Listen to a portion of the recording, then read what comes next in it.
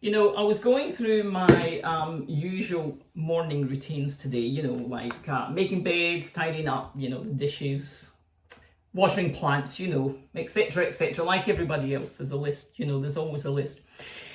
But have you noticed how that list never seems to get shorter? Like sometimes I just wonder why I don't seem to be as productive as I would like, and like time is just trickling away so elusively. And I come to the end of the day and I think, what did I do? What have I done today? None of the, I've gone through this of the usual mundane type of things on that list, but the things that you want to achieve, it just seems to become so difficult to actually get to them. And just as I was about to come into my office this morning to do a devotional and start doing some work on the computer, I thought I might look on my iPad for some background music. So I chose a playlist that I sometimes use for the ladies group that we have here. And then before I got to the office, like a song came on. This worship song came on that just grabbed my heart and my attention, and I just had to stop right where I was and worship. And what an experience, what a time that was. Just a few minutes. It was just a few minutes. But how powerful they were. Like my head was emptied of all the busyness of the day, everything that had to be done or what I hadn't done. And, my eyes were truly turned upon Jesus.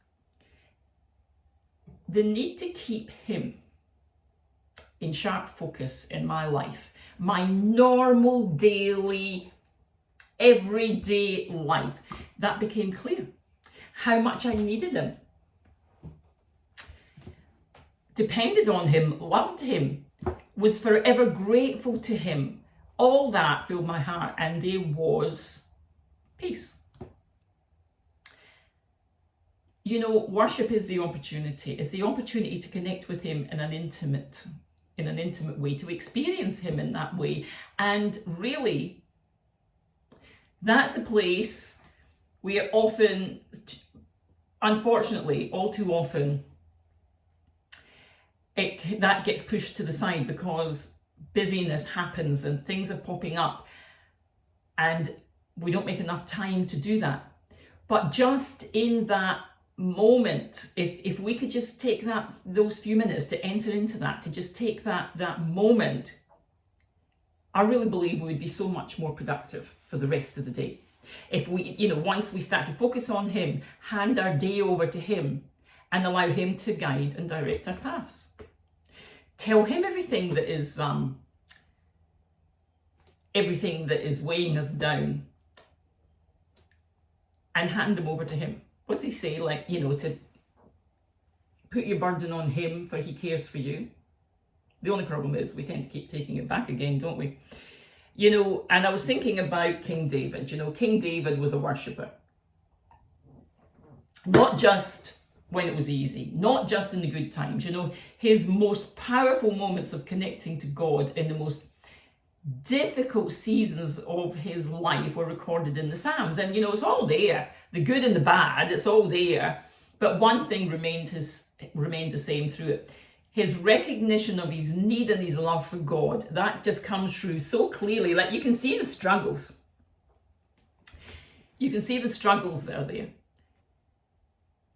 But he always recognized that need to come back to that shelter house of God. And, like reading from, and you can see this in Psalm 91, such a popular psalm. So verses 1-4, and this is in the New King James Version, and it says, "He who dwells in the secret place of the Most High shall abide under the shadow of the Almighty. I will say of the Lord, he is my refuge, my fortress, my God, in him I will trust.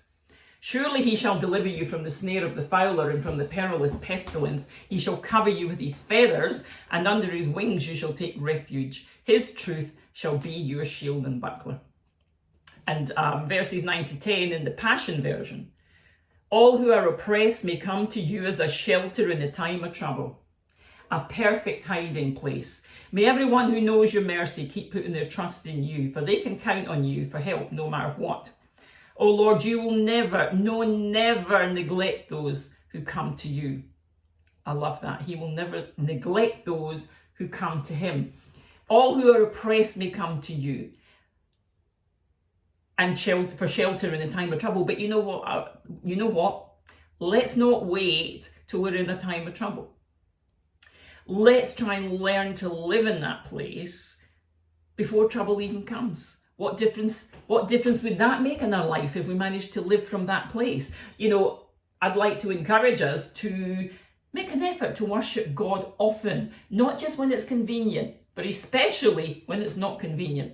If we would remember to look up and set our hearts on him, then as the song says, the things of earth will grow strangely dim in the light of his glory and grace.